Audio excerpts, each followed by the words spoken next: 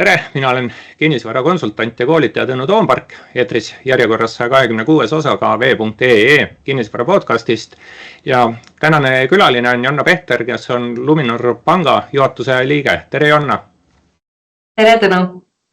Ja täna me räägime ühest põnevast Luminori läbiviidud kodude ja koduostjate uuringust ja tööpealkirjaks olen saatele pannud, mida eestlased tahavad. Aga enne kui uuringu enda juurde läheme, siis äkki Jonna paari sõnaga räägid endast, mis sinu taust on, mis asi on Luminor Pank, et ma küll kahtlen, et mõni meie kuulaja-vaataja ei tea seda, aga siiski. Väga tore! Nagu Tõnu juba ütles, siis mina olen Jonna Pehter. Mina vastutan Luminoris tootearenduse ja turunduse eest. Ja enne seda ma juhtisin Bigbanki Eesti äri ja veel enne seda olen ma varasemalt siis töötanud ka Swedbankis, LHV pangas ja Citadele pangas. Nii et päris pikk selline panganduskogemus juba. Nii et ühes pangas ei ole, vähemalt üks tuli mulle vähe. Aga küll jõuab, aga lähme siis uuringu juurde, et mina sõnastasin, et kodude ja koduostjate uuring. Äkki sa paari sõnaga annad teada, et millal uuring läbi viidi, keda seal küsitleti, sellised baasasjad ja siis võib-olla räägiks mõnedest elamispindade turuga seonduvatest küsimustest lähemalt. Ehk siis, mis uuring see üldse siuke oli? Viisime läbi uuringu augustis ja septembris. Tol hetkel oli majandusseis, ma ütleks, suhteliselt samasugune nagu täna, nii et peaks olema väga värsked andmed. Me üldiselt teeme selliseid uuringuid regulaarselt.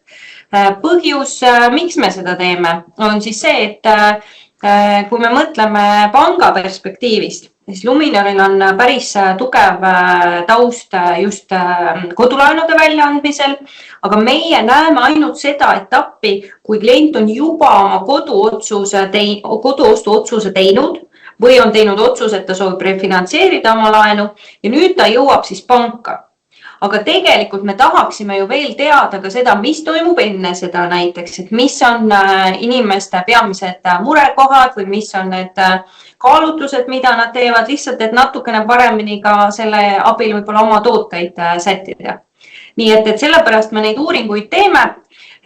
Need on täiesti sellist representatiivse valimiga uuringud. Me viime seda läbi siis kõikides Luminori tegevusriikides, Eestis, Lätis, Leedus. Igas riigis meil on veidi üle 1000 vastaja, kõik siis sellised vanuses 18–59, internetikasutajad, kõikidest soodest, vanusegruppidest, piirkondadest, haridustasemetega, nii et täiesti selline hea ülevaade ühiskonnast. Nii et professionaalselt läbi viidud uuring ja väga võiks arvata, jah, et ka uuritav grupp on päris suur, et võiks täitsa usaldusväärne olla, aga hakkakski kuskilt otsast pihta, et mis asju te siis lahkasid, et koduostjad, finantseerijad, refinantseerijad, kellega te siis tegelete, kas inimesed üldse tahavad kodu omada või mis? Absoluutselt. Tahetakse ja eks paljud saavad ka oma kodu lubada. Aga nagu uuringust tuleb välja, siis kinnisvara hind ja oma finantseering on need kaks peamist takistust selle unistuseni jõudmiseks.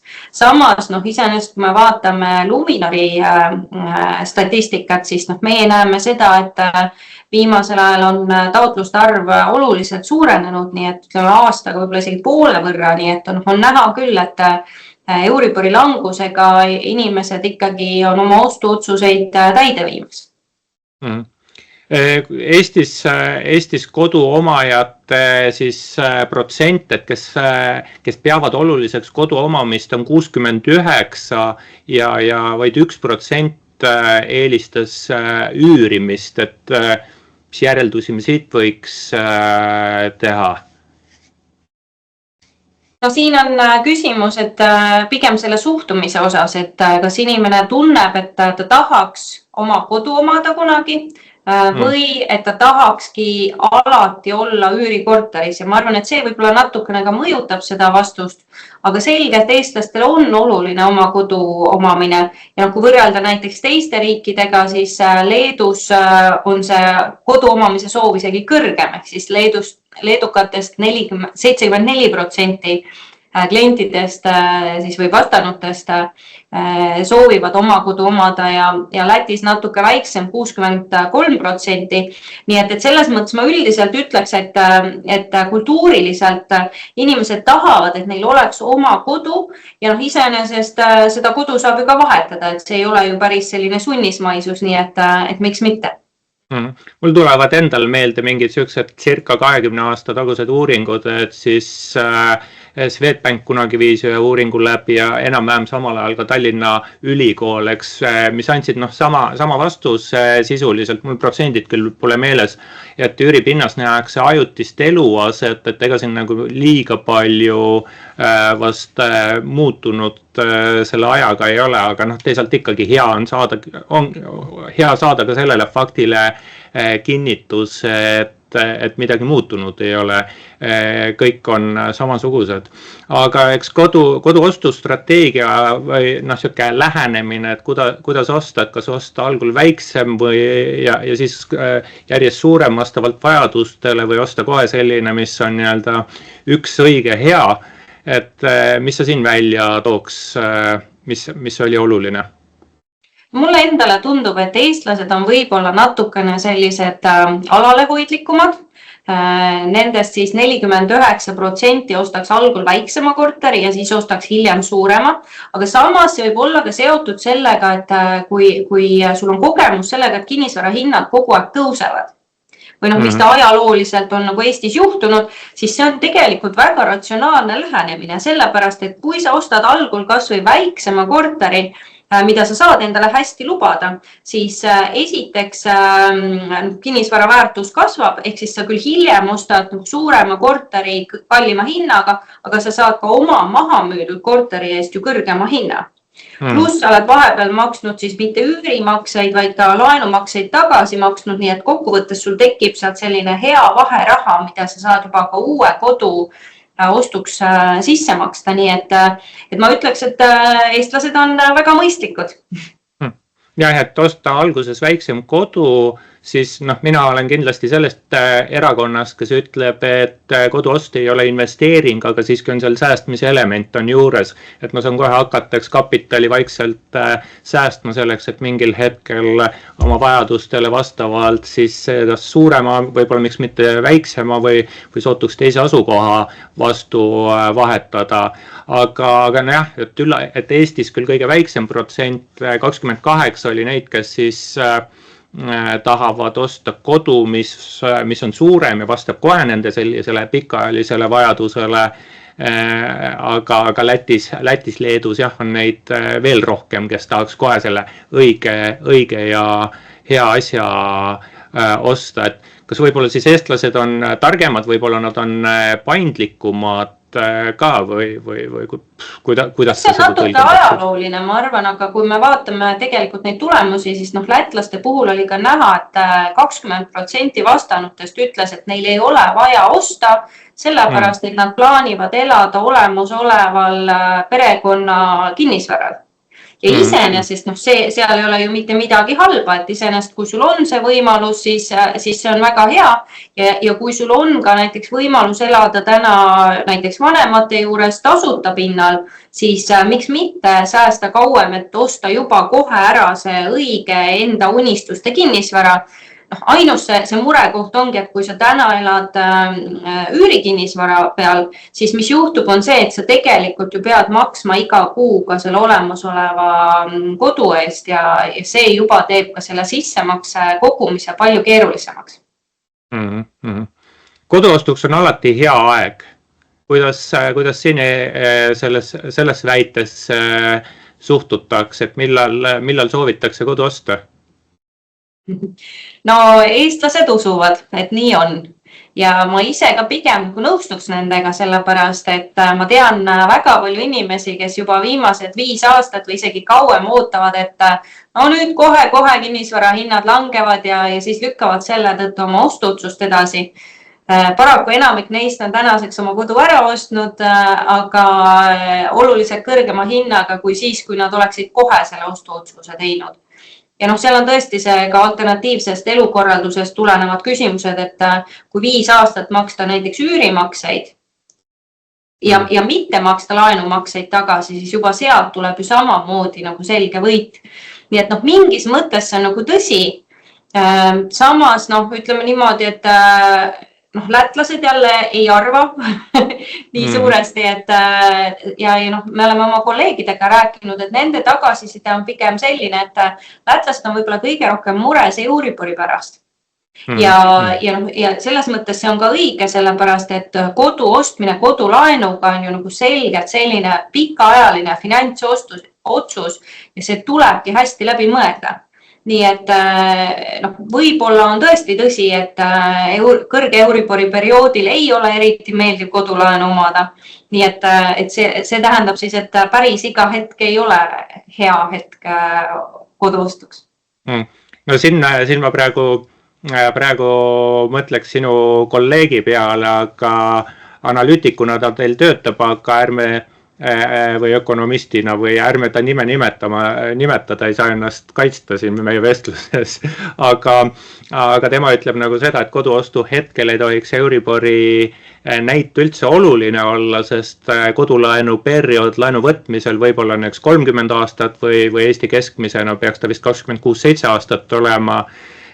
Praktikas jääb küll natuke lühemaks, sest lõpetatakse ennetähtaegselt ära, kolitakse teise kohta, müüakse vana asi maha, aga ehk siis laenuperioodi jooksul inimene näeb kõrgemat ja madalamat Euribori, et kui loogiline on siis mõelda koduostu hetkel, kas Euribor nüüd soosib või mitte. Kuidas see pankurina nüüd ütleks? Ei, majanduslikust perspektiivist on ju nagu sellel tundmatuks jäävale ökonomistile vastu vaielda ei saa, sest et 30 aasta peale nagu kokku võttes see on tõesti nagu, ei olegi vahet, mis see 1-2 aastat teeb.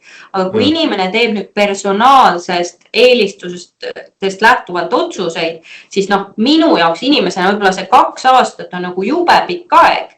Ja kui ma selle 2 aasta jooksul ei saa nagu kordagi, ma ei tea, mitte midagi endale lubada, sest ma väga napilt saan rahaliselt üldse hakkama, ma võtan endale sellega palju rohkem riske, ma pean muretsema sellel ajal, siis jah, ühel hetkel see Euribor nagu langeb ja jällegi, et siis kokkuvõttes 30 aasta keskmine on kõik väga hea, aga sel hetkel ma võin lihtsalt enda jaoks valida, et ma nüüd nagu praegu ei taha. Aga täna me näeme ka seda, et eks inimesed paljud niimoodi ka on mõelnud, sest et kui Euribor oli tõesti siin järsult ju kukkus, tõusis väga kõrgele, siis oli näha seda, et inimesed ehmatasid ära, sest et keegi ei olnud ju mõelnud sellise asja peale, eriti kui pikalt olid veel negatiivsed intressimäärad.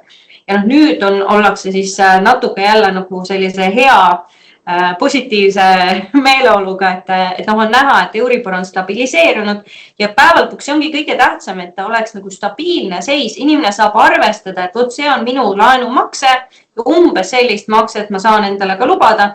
Kui natukene makse suureneb, üldiselt elatakse ju ka üle see, aga jah, lihtsalt see, et nagu 0-st seal 4-ni, et see läks ikkagi väga kiiresti.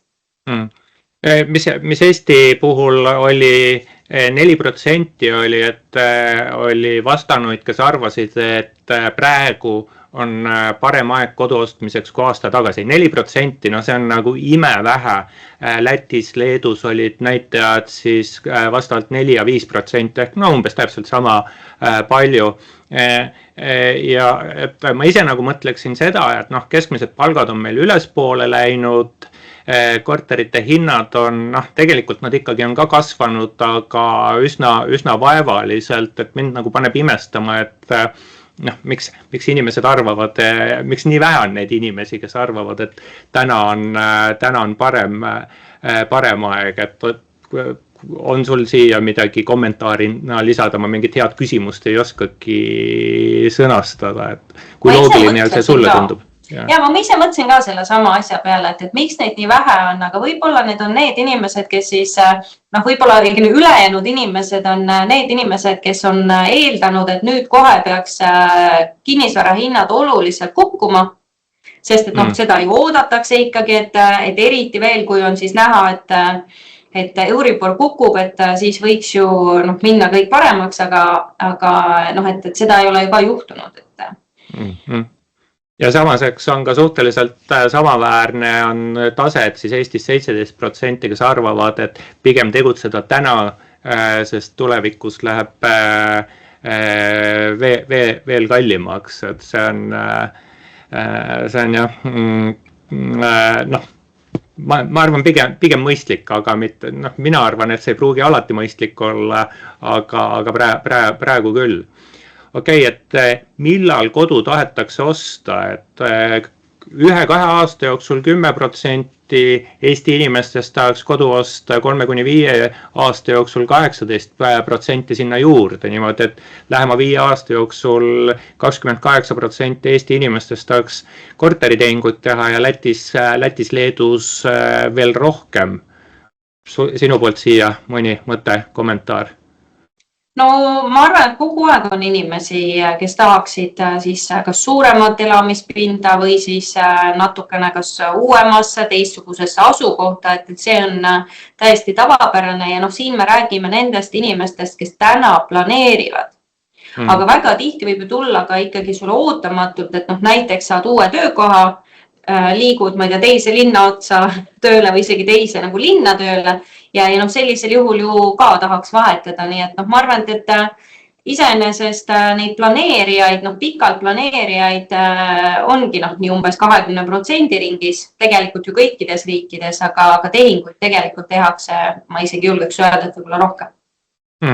Et kui ma mõtlen niimoodi, et Eesti elamufondist niimoodi ütleme circa kuskil 6% käibib aasta jooksul, ehk siis mõni aktiivsem aasta rohkem ja passiivsem aasta vähem ja kõik soovid ei lähe, ei saa teoks, et siis tundub nagu üsna loogiline, et Eesti võib-olla Lätist, Leedust on väiksema protsendiga, kes tehingut soovivad teha, siis võib-olla sõltub ka sellest, et Eesti valimisse sattus rohkem neid, kellel juba kodu on olemas, et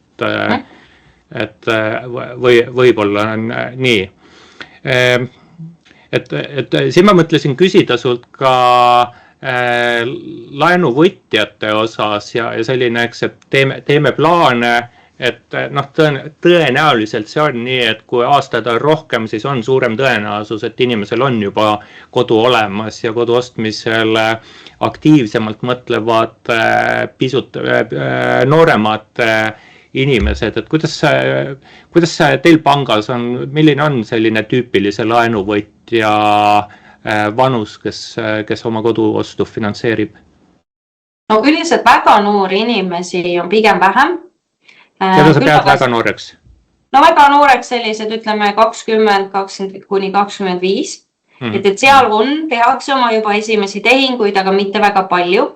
Ja sealt edasi tulevad siis erinevad ülejäänud grupid, kus on tegelikult päris ilusad kodulaenu mahud. Ja mis me näeme on see, et enamasti inimesed soovivad hakata uut kodu ostma siis, kui neil toimub mingi perekonnaseisu muudatus. Näiteks 2 toredat inimest, kellel on oma korterid, hakkavad koos elama. Siis nad soovivad omale ühist korterit. Mõned jätavad siis eelmised korterid alles, üürivad välja, mõned müüvad maha, et oleneb siis, kuidas kellel mingi elukorraldus parasti ja rahalised võimalused on. Ja siis ostetakse esimene ühine elukoht. Siis kui lapsed tulevad, siis võib-olla tahaks suuremat elukohta või siis vastupidi, et kui nüüd lapsed on välja kolinud, siis tegelikult hea meelega vahetaks siis väiksema vastu ja siis võib-olla aitaks lastel osta juba omale korterit. Nii et need on väga-väga erinevad eluetapid, kui kodusid vahetatakse, et sellist asja ei ole, et nüüd ütleme, et ma ei tea, 30 kuni 40 tehakse tehing ära, ja siis sisuliselt rohkem midagi ei ole, et ikkagi on näha, et inimeste elud on nagu erinevates etappides ja sealt edasi tehaksegi pidevalt tehinguid. Sa alustasid seda kommentaari sõnadega, et kui perekonnaseisus midagi muutub ja siis ma kohe mõtlesin, et on olemas ju perekonnaseis ka lesk. Kas see võib-olla ei ole, eks meil tänase selle uuringu teema otseselt, aga kas perekonna staatus lesk ka pankurile kuidagi välja paistab? Et siis midagi, kas võib-olla müüakse maha, ostetakse väiksemat võib-olla mitte, eks? Oleneb, sellepärast, et eks see oleneb, kas on tehtud elukindlustus ja siis teisest küljest oleneb ka see, et kas on pere juba nagu, ühesõnaga, et väga paljud leseks jääjad või osad leseks jääjad võivad ju olla ka perega, et ega nad siis ju ei saa väga hästi vahetada.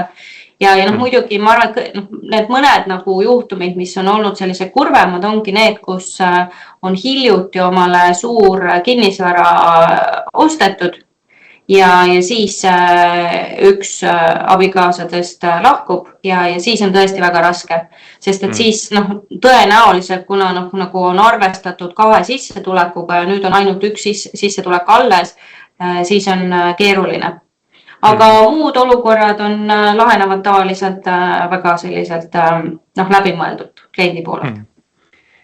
Tulen korra nüüd uuringu slaidi juurde tagasi, et 1-2 aasta jooksul plaaniks osta endale kodu 10% Eesti inimesi ja järgmise siis 3-5 aasta jooksul 18%. Ja me rääkisime siin ka inimeste vanusest ja eks mul oli siin mingi tagamõte ka natuke, et miks ma siin vanusest rääkisin, et kuidas sa siin hindad, kas selline demograafilise pildi muutumine ka mõjutab seda, kui palju inimesed osta soovivad kinnisvara? Iseenesest peaks pikas perspektiivis mõjutama, aga mina just mõtlen nagu pigem selle põhimõttega, et kui lisaks sellele, et lapsi tuleb vähem, siis samas ju keskmine eluiga kogu aeg kasvab.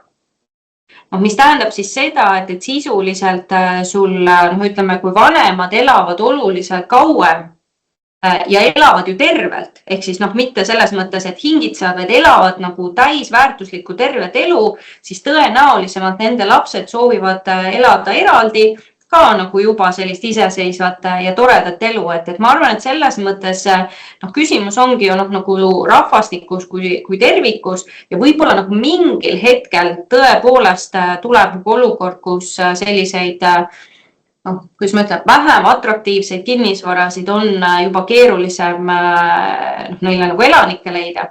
Aga teisest küljest, ma ütlengi, et kuna inimesed elavad ka kauem, siis kodusid on ju ikkagi vaja. Aga jah, et kas siis tehakse rohkem tehinguid, eks võetakse rohkem finantseerimist, see on nagu jah, aga siit veel üks jätku küsimus. Ukrainas Vene selline täiemahuline agressioon algas 3,5 aastat tagasi ja meil oli siis kevad 22 aastast kuni suveni meeletu sõjapõgenike laine.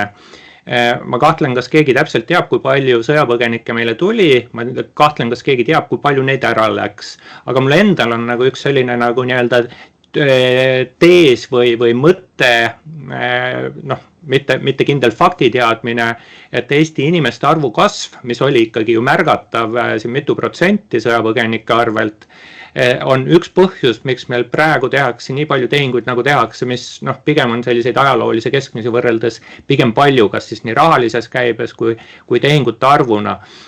Ja kui ma mõtlen nüüd, eks tulen uuringu juurde tagasi, et aasta-2 jooksul 10% inimesi tahaks kinnisvaratehingut teha, siis sõjapõgenikud võib-olla nad ei ole nii kindla vundamendi peal, aga kuidas sina pankurina kinnitaksid või lükkaksid ümber, kas sõjapõgenikud on kinnisvaraturgu ja tehinguid mõjutanud ja võib-olla see mõju ei pea olema ainult läbi selle, et nad ise teevad tehinguid, et kuidas sulle on paistnud?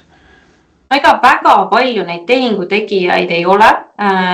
Kindlasti algul eriti, eks, sellepärast, et inimesed ei olnud veel päris kindlad, et kui kaua see agressioon kestab, millal saab tagasi minna ja niimoodi. Samas eks juba osad inimesed, kes on oma elu siin üles ehitanud ja ongi otsustanud, et nad jäävad näiteks Eestis elama, siis kindlasti vaatavad ringi, et mis võimalused siin on ka korteriturul ja osad on neist tehinguni jõudnud, osad võib-olla on jõudmas. Et ma arvan, et see kindlasti nagu aitab.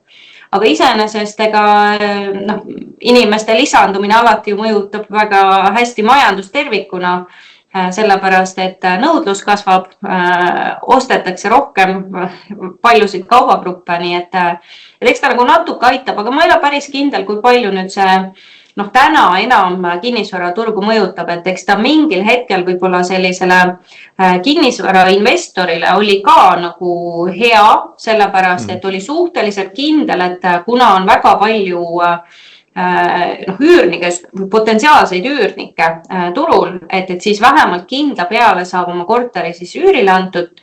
Aga teisest küljest, kuna samal ajal oli ka Euribor päris kõrge, et siis see Excelit ei jooksnud väga hästi kokku, nii et eks ta on natukene selline, iga asi mõjutab, aga võib-olla mitte nii suurelt.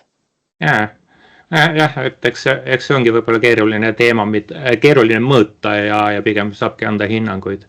Aga lähme siit edasi.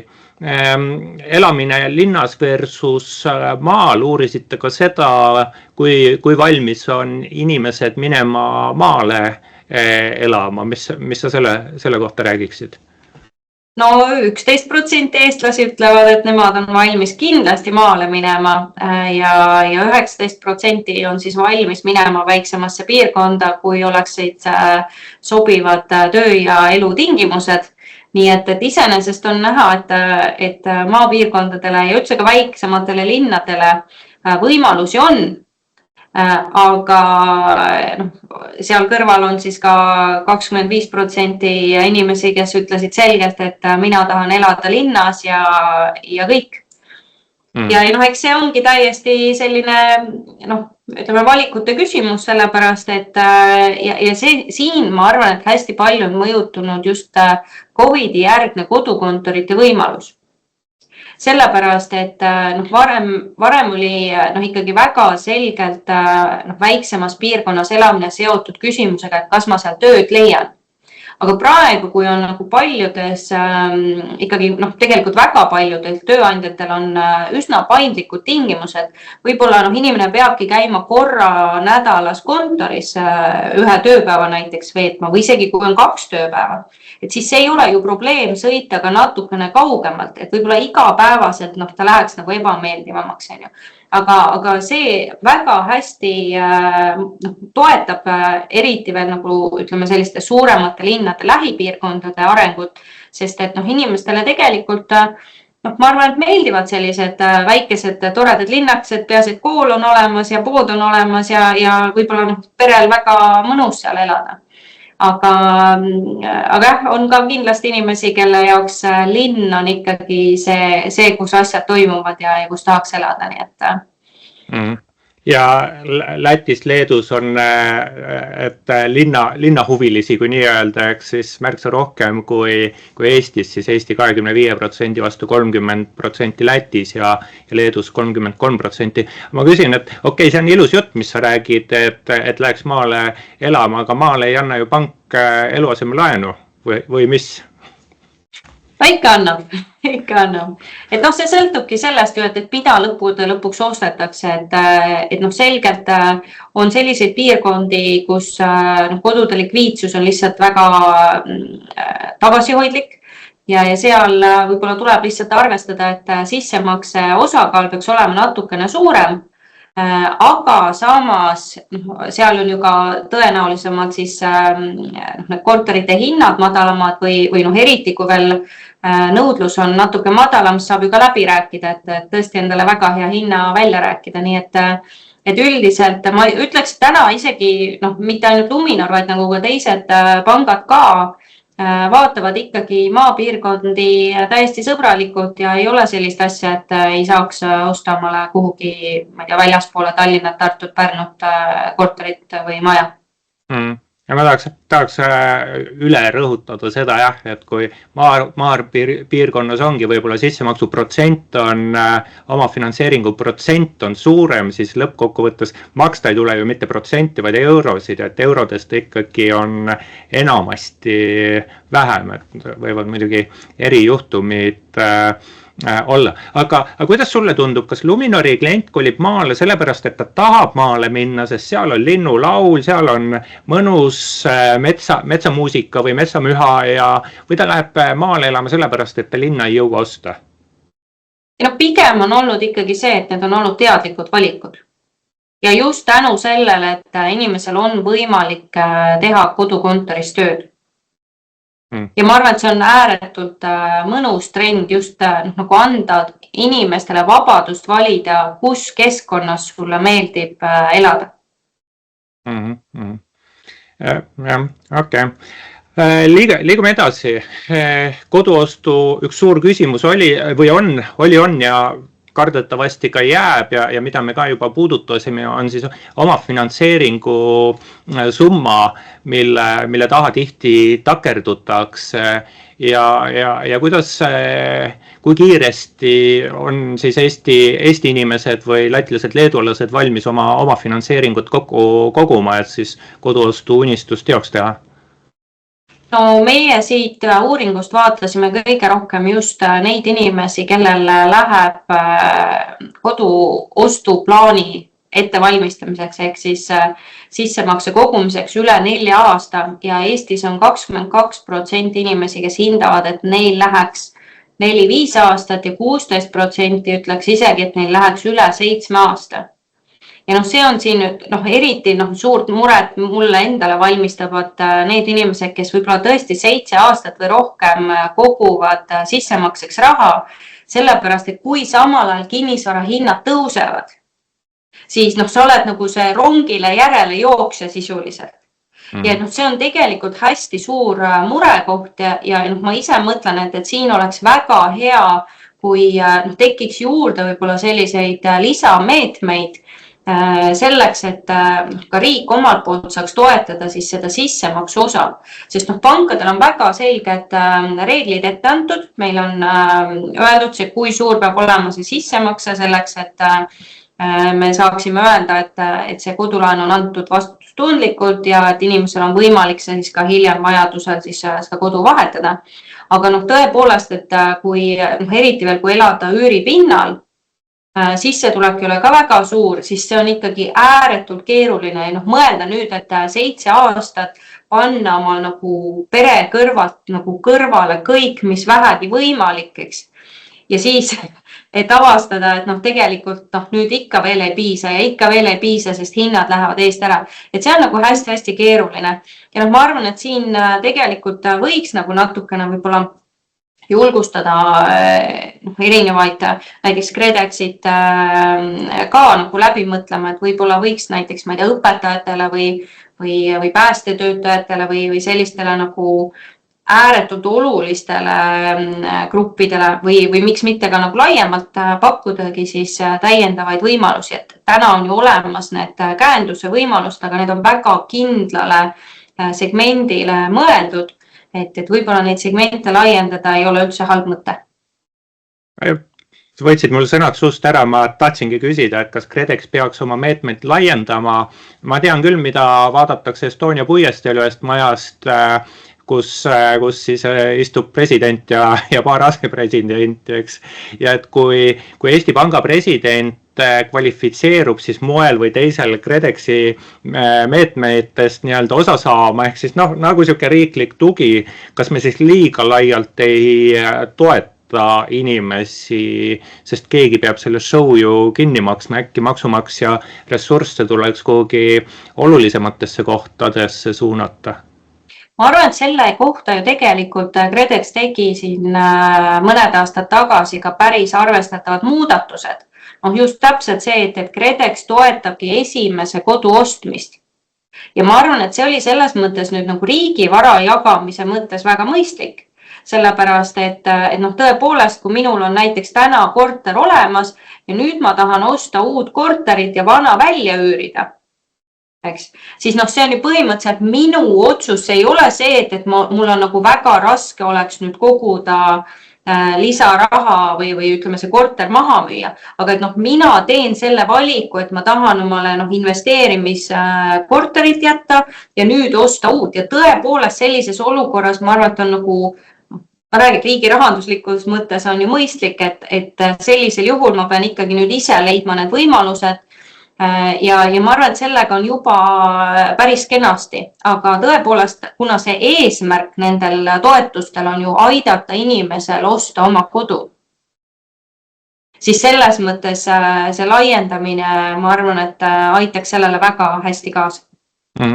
Aga et hüppame nüüd kodulaenude juurest, siis ütleme säästmise juurde, aga kas pankadel, Luminoril on ka mingid siis tooted, kuidas ma saaks oma finantseeringu raha kuidagi võib-olla väikse mõnevõrra kiirema hooga koguda või soovitad sa mul kõik raha kuhugi krüptosse panna, et siis oma finantseeringut kiiremini koguda? Meil on ka olemas reservhoius, mis on selline täiesti tüüpiline säästuhoiuse liik, ehk siis sinna on võimalik iga kuu raha peale panna ja sealt pealt saab siis ka intressi teenida.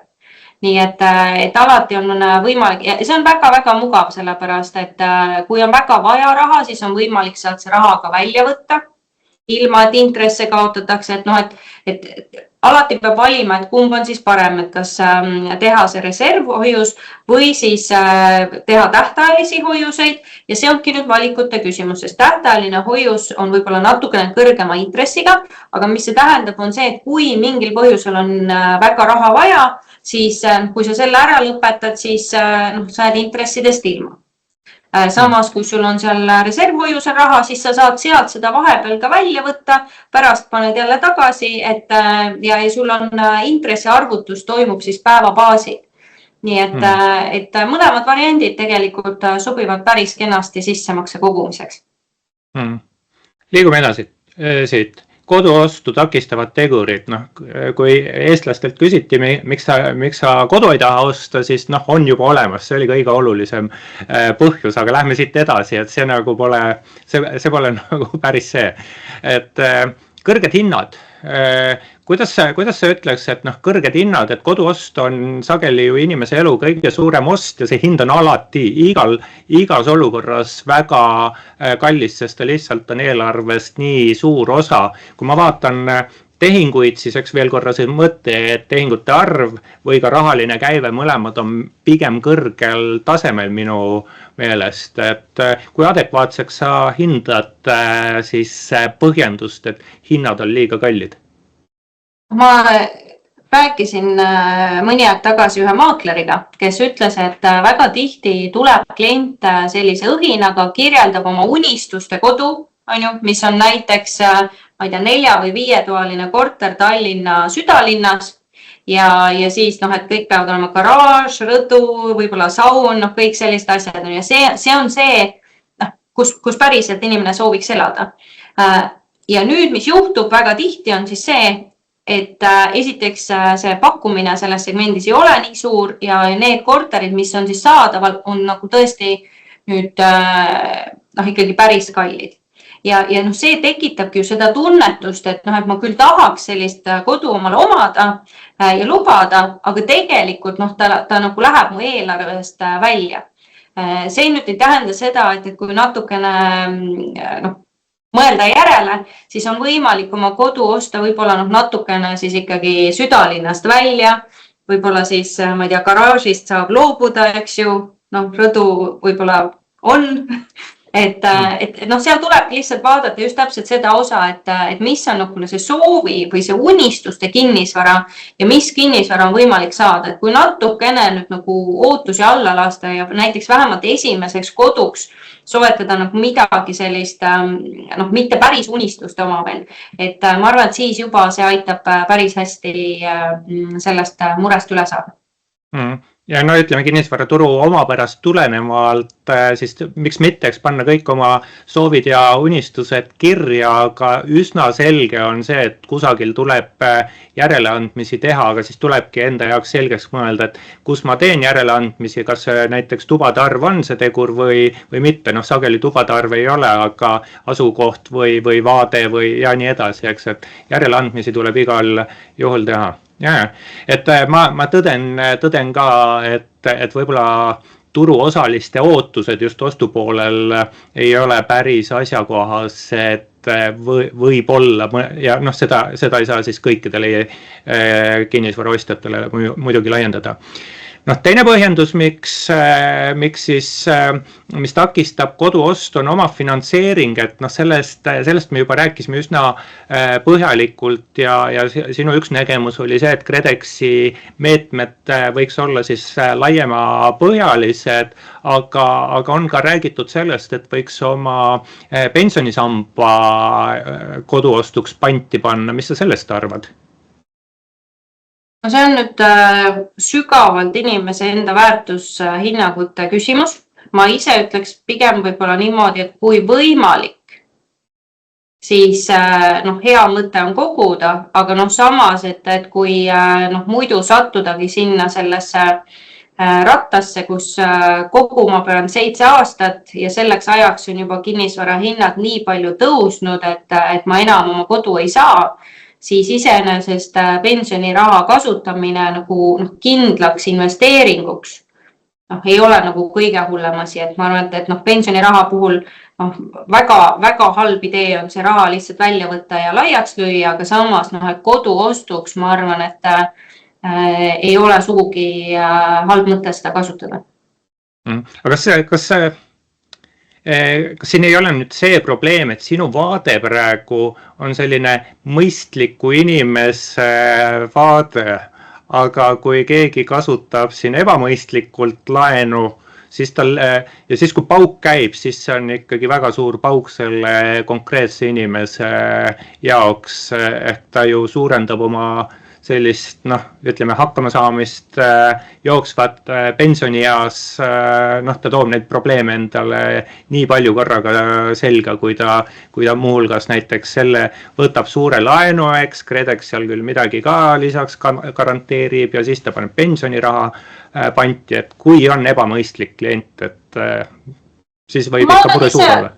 Ma olen päris palju mõelnud selle peale iseenesest, aga et kui me mõtleme, et kui sa jõuad sinu pensioniikka ja sul on, ütleme nüüd, et ei ole mingit pauku käinud, vaid et sa oled ilusasti selle laenu suutnud tagasi maksta, sa oledki nüüd pensionieas ja sul on oma kodu, eks?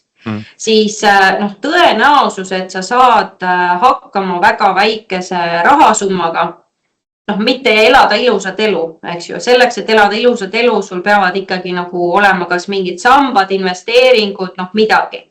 Aga kui sul on oma kodu juba olemas, siis tegelikult su kulubaas läheb ikkagi oluliselt madalamaks. Samas, kui sa oled, ütleme, kogunud nüüd pensionisambasse kõvasti raha, aga samal ajal sa elad üürikorteris, eks? Siis sa saad küll võib-olla pensionieas suurema väljamakse, aga samal hetkel sul on ka kulud oluliselt suuremad.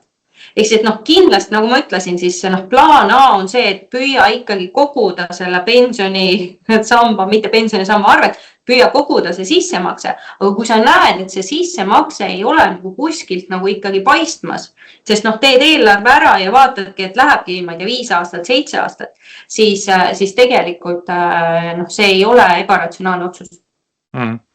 No igal juhul ma ütleks seda, et mida sa tegid, eks sa võrdlesid praegu tõid mängu, eks pensionisambad ja kodu omamise pensionieas, et ma arvan, et see on väga oluline neid asju koos vaadata, et see on väga asjalik mõte minu meelest. Okei, liigume edasi. Üldine ebakindlus on koduostu takistav tegur ja siis Eestis on see siis Eestis Lätis tähtsama koha peal just ebakindlus. ebakindlus ja leedulased tunnevad ennast paremini. Ma saan aru, et Leedus vaatamata valitsuskriisile või muudele asjadele, et neil nagu ikkagi sellist kindlust ja majanduse vauhti on kõvasti. Et kuidas sa siin kommenteerid sellist ebakindluse olukorda koduostu takistajana? Ma arvan, et eks kõik kindlasti mõtlevad ju korra järele, et mis siis saab, kui. Eks? Ja samamoodi, eks siin on ju mitmed asjad, et üks on see geopoliitiline olukord, teine on üldiselt rahaline olukord, et eriti kui me Eestis vaatame, siis ma väga loodan, et nüüd vähemalt siit edasi maksumuudatusi tuleb vähem, aga see on alati ju see, et kui maksud muutuvad, siis see muutus ise tekitab nagu hästi suure ebakindluse. Ja see ju mõjutab, sest et kui ma ei tea, kui palju ma siis lõpuks ikkagi raha kätte mulle jääb, mis siis saab, kui tulevad veel mingisugused maksud, eks ju, kas ma üldse saan selle laenusummaga hakkama, et ma arvan, et see on selles mõttes, ongi nagu inimeste jaoks muret tekitav. Ja eks, et kui tarbijakindlus on meil siin põhjas olnud, siis oktoobris hüppas ta sammukese ülespoole, üsna pika sammukese ülespoole ehk positiivses suunas. Saate eetrisse mineku ajaks võib-olla on ka novembrikuine kindlustunne ilmunud, hetkel meil seda käepärast pole, aga kui siin rohkem räägitakse majanduskasvust, mis äkki tuleb tagasi, siis äkki läheb kindlustunne ka natuke paremuse suunas. Aga ma ei väsi kordamast, eks, et vaatamata ülimadalale tarbija kindlustundele, meil tehingute arv, mina annaksin hinnangu, pigem on kõrge, mitte väga kõrge, aga kõrge ja samamoodi ka tehingute rahaline käive, et mingid inimesed ikkagi tehinguid üsna julgelt teevad. Ma just tahtsin öelda, et aga ma arvan, et see tuleneb sellest, et ega nagu rahaline seis ei ole ju võrdne ja lineaarne. Et on ju inimesi ja näiteks sektoreid, kus inimeste palgad on tõusnud väga jõudsalt, mis tähendab seda, et neil võib-olla ei olegi probleemi. Ja siis on nagu selliseid sektoreid ja inimgruppe, kellel lähebki nagu väga keeruliseks rahaliselt. Et selles mõttes loomulikult tehakse tehinguid, sest et ma ütlengi, et kõigile ei lähe võrdselt halvasti. Ja üks siis koduostu tehingut takistav tegur on kõrge intressimäär. Sa võid nüüd minu sellise arvamuse ümber lükata, kui sa soovid, aga ega vist Euribor allapoole ei lähe ja kui isegi läheb, siis väga-väga napilt. Ehk siis sealt koduostjatele abi ei tule, et kas pankade riskimarginaali langus hakkab koduostjaid toetama? Tänu, me teeme siin väga head tööd Luminoris. Ehk siis meie intressimarginaalid on väga konkurentsivõimelised ja meie klientidel tänu sellele ka päris kena elu. Ja ma üldiselt arvan, et mis on nagu hästi kriitiline kodulaenu võttes, on siis see, et tuleks võrrelda pakkumisi. Sellepärast, et tegemist on nagu nii suure otsusega. See on nagu 30-aastane laen. See, kui sa saad ka, ma ei tea, paarkümmend eurot vähem maksta järgmised 30 aastat, see on tegelikult päris tore. Ja teine asi on see, et nagu laen ise või kodulaen on ju täpselt sama. Eks? Et raha on täpselt sama, ükskõik, kas selle raha annab sulle Luminar, annab selle sulle Swedbank, annab selle sulle, ma ei tea, Coop Pank, eks ju. Et raha on täpselt sama, nüüd on küsimus, kui palju sa pead tagasi maksma. Ja siin see ongi see nagu põhiküsimus, ja kui sa võrdled, siis esiteks sa näed ära, mis on need konkreetsed sulle pakutavad hinnatasemed ja sa saad minna ka läbirääkimistesse. Ehk siis alati saab ju, ei pea ju võtma kohe ära esimesest kohast, saad ju nagu minna öelda, et näed, ma sain sealt teisest kohast sellise pakkumise, kuidas oleks, äkki te saate ka üle vaadata oma hinna ja sealt on võimalik näha niimoodi ikkagi, mis see päris see põhi on. Sest et ongi, et ta tundub, et mis seal vahet on natuke väike seal 0,5% või 0,05% näiteks intressivahe. Aga kui sa nagu rahasse paned, siis 30 aasta peale see on ikkagi arvestatav summa väikese sellise ebamugavuse peale see, et sa võtad kätte teed kõigisse Eesti pankadesse selle taotluse ära ja sa näed, mis seis sul on ja kes mida pakub. Ja ma olen nõus, et euro ei ole suur raha, 1 euro ei ole suur raha, aga parem 1 euro minu taskus, kui mul taskus seda eurot ei ole, kes teab, kus vaja võib minna. Aga kui me mõtleks ühe inimese peale, kelle elus, tarbimises, niimoodi liiga palju võib-olla näiteks 1 aastaga ei muutu, ehk siis pangad mõtleks, need pangad suhtuvad sellesse inimesse enam-vähem samamoodi. Kas me võiks arvata, et me vist oleme mingis intressimäära põhjas omadega, ehk siit soodsamaks ei lähe või kui läheb, siis väga-väga napilt? Ma päris seda ei julgeks öelda, et kõikides pankades kõik kliendid on võrdsed. Et ma mõtlengi, et me mõtleme mingi konkreetse standardinimese peale, et ma ei mõtle nüüd konkurentsi pankade vahel, aga mõtlen nagu niimoodi, et Eesti keskmine eluasemelaenude riskimarginaal ja sinna siis sõltumatu teine komponent Euriborina juurde, et nende summa, et pigem me oleme ju põhja lähedal. Pigem me oleme põhja lähedal. Ma olen ise hästi palju mõelnud, et huvitav, mis siis juhtub, kui nüüd ikkagi tekib võimalus refinantseerida Eestis kõiki laene ilma igasuguste kuludeta. Et see on hästi huvitav mõte just selles mõttes, et see tähendab seda, et hakkavad tekkima ka nagu väga väikesed vahed pankade vahel.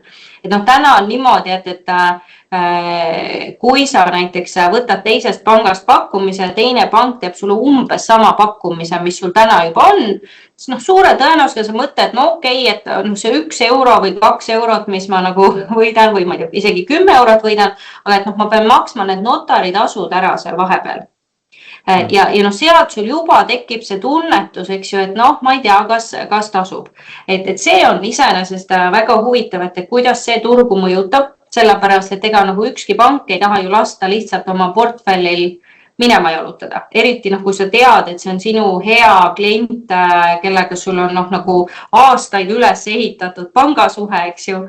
Et sa ei taha lihtsalt öelda, et kuule, hea küll, mine siis, et see, ma arvan, et võiks olla väga põnev olukord, aga ega seal väga suurt sellist nagu marginaalis seda puhvrit enam nagu ei ole ja seal tekib ka siis nagu vahe suuremate ja väiksemate pankade vahel, sest et suurematele pankadele on lihtsalt raha natukene odavam, väiksematele on ta kallim ja ma arvan, et siis seal võib tekkida päris põnevaid asju turul. Jah, et me läksime nüüd otseselt intressimäärast võib-olla natuke kaugemale, aga teisalt laenu teenindamise kulu tarbija jaoks, nagu me uuringust näeme, eks on oluline tegur ja et ma ootan ka põnevusega, et mis siis saab, et konkurents igal juhul on positiivne tegur, ma arvan. Kuule, Jonna, me nüüd slaidid käisime läbi, mis siis uuringus olid, aga prooviks seda asja kuidagi kokku võtta, et mis sinu kui pankuri jaoks olid siis koduostjate uuringust kõige olulisemad järeldused ja võib-olla mõtleks, et ka kinnisvaramaaklereid, teisi kinnisvaraturu osalisi on meie kuulajate, vaatajate seas, et mis mõtted nemad võiksid siit kaasa võtta? Ma võib-olla ütleksingi, et minu enda jaoks seda uuringut vaadates oligi kõige suurem murekoht just see, et on palju inimesi, kes tahaksid endale osta oma kodu ja kelle jaoks see on ikkagi rahaliselt väga keerukas. Ja see tähendab seda, et nad täna ju kuskil elavad, tõenäoliselt üüripinnal, mis ei ole iseenesest halb üürituru mõttes, aga tegelikult võiks ikkagi, kuidagi peaks välja mõtlema, kuidas siis kõik inimesed, kes soovivad oma kodu, saaksid siis endale sellise mõistlikul tasemel, mitte alati kohe selle unistuste kodu, aga et vähemalt mingi mõistliku kodu saaksid endale lubada.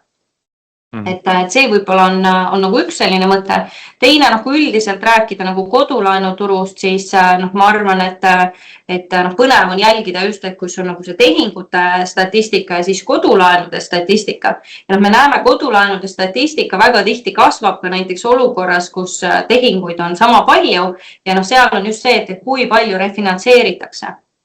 Ja seal käib ka tegelikult väga selline põnev liikumine turul, sest et inimesed ikkagi vaatavad üle oma laenumarginaale, eriti kuuled kellegi käest, et nüüd kuskil kellelgi naabril on parem laenuintress ja siis tuled ka panka läbi rääkima või lähedki teise panka ja lihtsalt refinantseeridki ära, et see on ka päris selline põnev.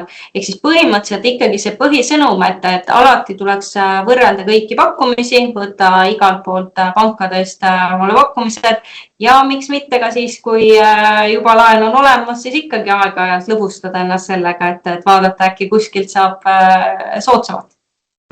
Väga praktilised nõuanded. Uuringust veel, kuidas sa tunnetad, et kas kuskil oli sinu sellisest vaatest võetuna Balti riikide vahel mingi suuri erinevusi ka või on lätlased, leedukad, eestlased kõik ikkagi sama nägu? Pigem minu meelest on väikesed kultuurilised erinevused, just eelkõige selle tõttu, et Leedus on väga-väga suur soov omada oma kodu ja võib-olla Lätis see on isegi kõige väiksem. Et seal iseenesest midagi üllatavat ei ole, sest see on suhteliselt kogu aeg olnud sama suur. Aga ütleme, kui majanduses muudatused toimuvad, siis just need koduostu murekohad, need muutuvad. Nii et neid on väga huvitav jälgida. Okei. Ja saate kõige lõpetuseks niimoodi siis i peale punkti pannes ma küsin saatekülaliselt mingi mõtte või nõuande või soovituse. Ma ei tea, kas on nüüd lisaks panga pakkumiste võrdlemisele on sul turuosalistele veel mõni mõte kaasa anda nii kitsalt või laialt, kui sa seda ise heaks arvad? See on nüüd väga hea küsimus, et ma ise mõtlesin just pigem küsida sinult, et mis sinule endale kõige olulisem tundus meie vestlusest? Ütleme, ma niisugust heureka momenti nagu ei otsinud, aga ka ei leidnud ja võib-olla oli just need koduostu takistavad tegurid, et ega sealt ka nagu suurt üllatust ei tulnud, aga teatav mingi järjekord ja protsendina siis ka mingi olulisus sinna juurde, et mina sellise, kuidas öelda, analüütikuna otsingi probleemkohti ja muresid, et see oli see, millega me sinuga siin punkthaaval rida-realt ju tegelikult läbi käisime, et okei, seal oli ka teisi punkte, et ei ole sobilikku vara näiteks leidnud ja mis midagi siis veel oli, et vist inimesed ei tahtnud laenu võtta, et oma raha eest osta, aga seal olid ka protsendid väiksed, et see oli nagu selline minu järeldus, et ma täitsa uurisin põhjalikult seda uuringut. Väga nõus, minu meelest ka ääretult hea uuring ja sellepärast me neid uuringuid ju teemegi, et tuleks midagi sellist põnevat välja või et saaks aru, kuidas inimesed mõtlevad ja mis neil murekohad on. Aga ma võib-olla siis lõpetuseks ütleks sellise kauni mõtte, et me Luminoris oleme siin, et turul teha väga konkurentsivõimelisi pakkumisi, nii et loodetavasti siis suudame pakkuda ülitugevat konkurentsi ja tänu sellele meie turuosa ka kenasti Eestis kasvab. Ja kui ma nüüd meenutan, siis Luminori eelkäija Nordea oli, siis see oli vist siuke 21-2 aastat tagasi oli see pank, kes eluasemelaenude turu niimoodi täiega käima tõmbas ja teised pidid siis järgi tulema. Et tehke seda veel. Ma just tahtsin öelda, et ma arvan, et kõik võidavad, kui me samas vaimus jätkame. Aga väga kena, siis nende mõtetega tõmbamegi joone alla. KV.ee kinnisvara podcasti 126 osa oli eetris. Janna Pehter, kes on Luminor panga juhatuse liige, rääkis meile siin Luminori tehtud kodude koduostjate uuringust ja mina olen kinnisvara konsultant ja koolitaja Tõnu Toompark. Ja head kuulajad, kui teil on mõtteid, keda saatesse kutsuda või mis teemasid käsitleda, andke teada kliendi tugi, et kv.ee võite mulle ka otse teada anda, minu kontaktid on leitavad. ja ega midagi, et soovime siis kõikidele kuulajatele, vaatajatele häid novembri viimaseid päevi ja kohtume järgmistes saadetes. Järgmise korrani.